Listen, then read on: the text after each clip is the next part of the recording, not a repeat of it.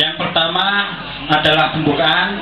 Mari kita buka kegiatan pada hari ini dengan bacaan Ummul Quran, dengan mengharap agar apa yang senantiasa kita lakukan pada hari ini mendapatkan nilai yang baik di hadapan Allah Subhanahu wa taala. Amin. Al-Fatihah.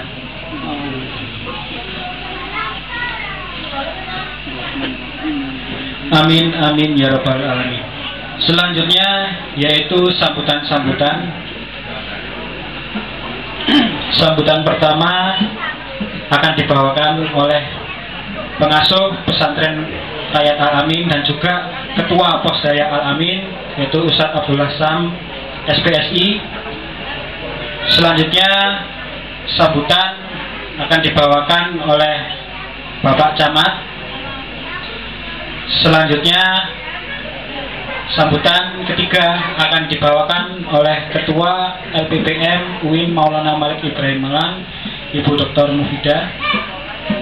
Dan yang terakhir yaitu sambutan dan sekaligus tausiah yaitu oleh Profesor Dr. Haji Imam Suprayogo.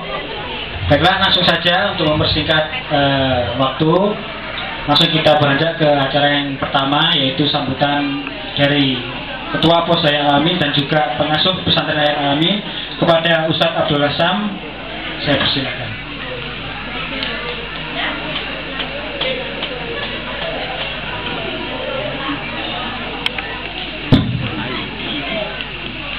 Assalamualaikum warahmatullahi wabarakatuh. A'udzubillahi minasyaitonirrajim. Bismillahirrahmanirrahim. Wassalatu wassalamu ala asyrafil anbiya wal mursalin sayyidina wa maulana Muhammadin wa ala alihi wa ashabihi ajmain, amma ba'd. Yang saya hormati kiai saya, dosen saya, guru saya, rektor saya, Bapak Profesor Dr. Kiai Haji yang mulia Allah. Beliau ini sebenarnya sudah, kalau ada pengangkatan wali baru, saya usul kepada masyarakat, saya usul kepada Allah agar beliau ini diangkat wali, karena telah mendirikan kampus UIN Malang yang menjadi kampus internasional. Tepuk tangan untuk beliau ini. Yang saya hormati Ibu Dr. Mufidah, dosen saya, punyai saya, mbok saya, karena setiap saya kekurangan di kampus ada dua orang yang pasti saya minta makan. Satu Dr. Mufidah dan Yai adalah Yai Badrudin. Sampai saya dikasih kunci, dul iki lek mlebu omah mangan sak wayah mangan. Lah anehnya kok tahu kalau saya ini miskin itu. Tepuk tangan itu. Saya nggak pernah tahu, nggak pernah kenal. Yang saya hormati Bapak dekan-dekan yang dimuliakan Allah, Bapak Wakil Rektor, Pak Agus Maimun, dosen yang hadir di sini, Bapak Camat Sumber Bojong, Bapak Tito, Bapak Sekam yang juga hadir, Ibu Kepala Desa yang selalu mengasihi uang saya dengan ADD-nya, sehingga beliau tambah subur, mudah-mudahan jadi lagi. Yang saya hormati pengasuh pesantren Rakyat Al-Ihsan Sandi Gede, pengasuh pesantren Rakyat Miftahul Qalbi, dan Said Abdullah, para kiai, para ulama, para ustadz, ketua takmir, ketua posdaya, para jamaah santri sekalian yang dimuliakan Allah. Pertama, marilah bersyukur kepada Allah Subhanahu wa taala, di mana Allah telah memberikan kita kesehatan sampai siang setengah sore ini kepada kita semua, sehingga dapat bermuajahah, bertatap muka dengan para ulama-ulama internasional, ulama-ulama dunia, yaitu Profesor Dr. Imam Suprayogo. Bapak Ibu yang saya hormati, Allahumma sholli ala Muhammad wa ala ali sayyidina Muhammad. Langsung saja, karena saya mau presentasi ternyata dibuat kursi, kemudian nggak usah presentasi pakai LCD, karena beliau ternyata sebelum saya presentasi beliau sudah yakin dan tadi sudah bisik saya akan diusulkan di UIN akan ada jurusan pesantren rakyat di bawah fakultas apa nanti saya nggak tahu. Yang kedua ekonomi. Sebelum saya presentasi ternyata Pak Imam nanti akan merangkum dari seluruh buku tesis yang ada di sini dan akan menjadi tulisan dan akan ditulis selama 1 minggu. Tepuk tangan untuk kita semua. Artinya kita dari orang biasa, persatuan orang-orang yang tidak berdaya, ternyata betul seperti yang kita tulis dalam mukadimahnya pesantren rakyat.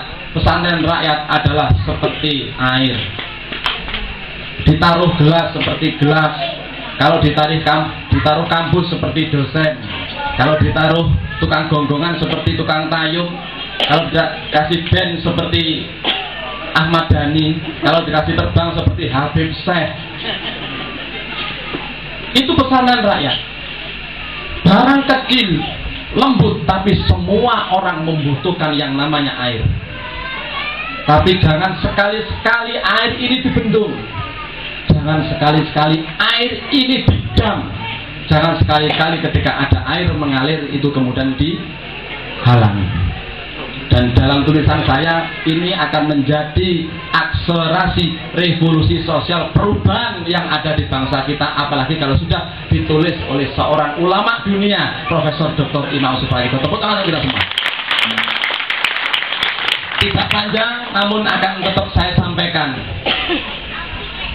Pesantren rakyat hidup di tengah-tengah prostitusi, stasiun, pasar, penginapan gelap, narkoba, kemiskinan, anak putus sekolah. Selama 7 tahun, alhamdulillah telah mampu memberdayakan 37 masjid. 1 RT sudah ada 4 musola. Jamaah maghrib isaknya ada Bu Sumiati yang saksinya itu ada tidak kurang dari 50 orang, sehingga 1 RT ini bisa mencapai 200 yang jamaah setiap sore. Saya kira masjid-masjid besar itu bisa kalah dengan model pesantren rakyat ini. Kemudian PAUD murah, gurunya S2, 2 guru PAUD di sini S2-nya 2, Ustadz Yahya dan saya sendiri juga masih S2. Kemudian SPP-nya termurah, gaji gurunya termahal, muridnya terbanyak sekecamatan, dan termudah. Tepuk tangan kita semua. Pesantren rakyat sudah berdiri 23 titik di Jawa Timur dan di Kalimantan Timur. Sudah 2 kali kita pinjam gedungnya UIN, kita pertemukan di sana 15, kemudian tahun ini menjadi 23 dan sekarang sudah menjadi 33 karena ada permohonan pendirian lagi. Kemudian modal kita yang untuk masyarakat miskin sudah mencapai 2,4 miliar tanpa jaminan. Tanpa jaminan. Kalau masyarakat miskin disuruh jaminnya cuma 1, yaitu nyawanya itu. Jaminnya cuma 1, nyawa. Karena orang miskin nggak punya jaminan. BPKB nggak punya sepeda motor, punya itu dikasih tapi mati, nggak payu.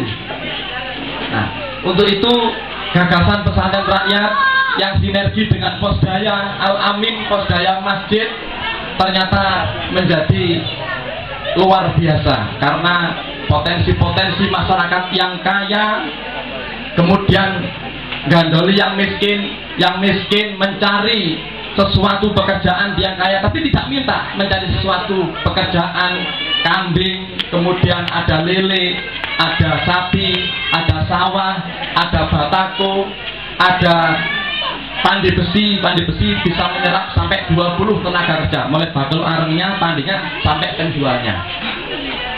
Singkat kata, pesantren rakyat yang sinergi dengan Posdaya Masjid yang usianya sudah 7 tahun ini telah memberdayakan masyarakat, tapi tidak memberdayakan hanya fisiknya, hanya ekonomi, tapi jiwa dan spiritual serta tauhidnya. Jumlah yang kita berdayakan baik efek langsung ataupun tidak langsung mencapai jiwa yang ada di Kabupaten Malang. Mungkin angka itu tidak besar kalau dibandingkan masyarakat Malang yang jumlahnya adalah 2 juta. Namun ketika ke depan pesantren rakyat ini mampu berdiri, setiap alumni UIN hukumnya wajib mendirikan pesantren rakyat. Setiap mahasiswa UIN keluar memberdayakan masyarakat, karena Allah tidak bisa menerima ibadah haji seseorang, apal Qur'annya seseorang kalau tidak memberdayakan masyarakat. Ara'aital ladzi yukadzibu bidin fadzalikal ladzi yad'ul yatim wa la yahuddu 'ala ta'amil miskin fawailul lil musallin. Orang yang mendustakan agama itu ketoke kaji, ketoke mulang, ketoke dadi dosen, ning samping rumahnya ada orang miskin, tak bisa ngakan neng boy.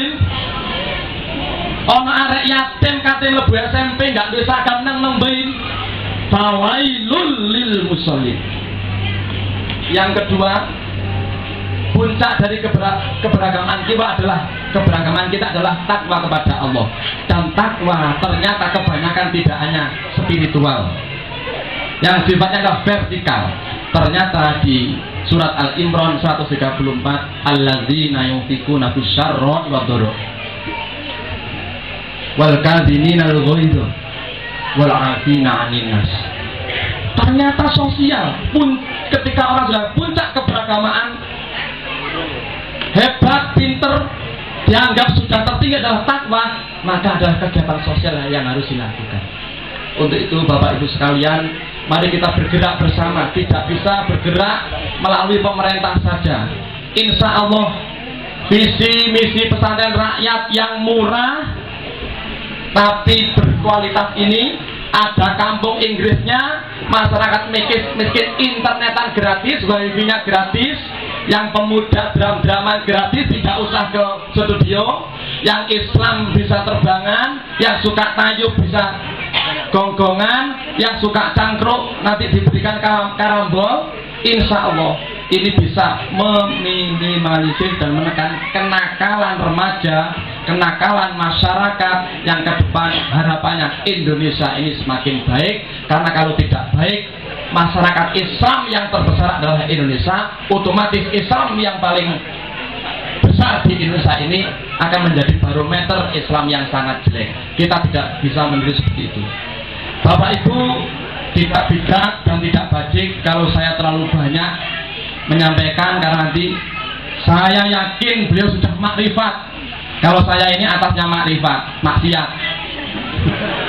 Kalau beliau saya yakin makrifatullah, sudah melihat sepintas, akan tahu apa yang sebenarnya dibutuhkan oleh kita semua. Insya Allah kita akan meminum air bening itu, air segar itu, agar jiwa kita perjuangan untuk membedakan musola, masjid, TPQ yang ada di sekeliling kita menjadi TPQ yang mampu memberdayakan masyarakat dari aspek kemiskinan dan sebagainya.